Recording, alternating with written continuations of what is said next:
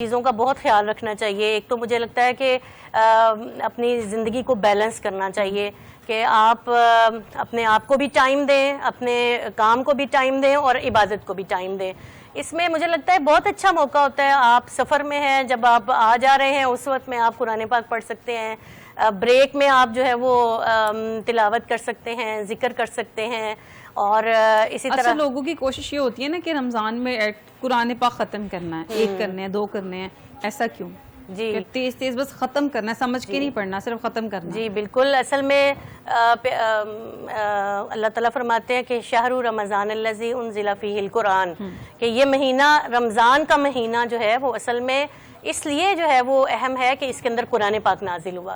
और कुरान पाक को बार बार दोहराई करना, आप देखें हम अपने बड़ों को देखते हैं, हमारे बड़े तो 5-5, 10-10 कुरान पाक भी पढ़ लेते थे। लेकिन मुझे लगता है कि इस दौर के अंदर हमें कुछ अपना शेड्यूल बहरहाल ज़रूर बहुत अच्छा प्लान बनाना चाहिए रमज़ान से पहले ही, कि हम एक कुरान पाक तो कम से कम ज़रूर पढ़ें।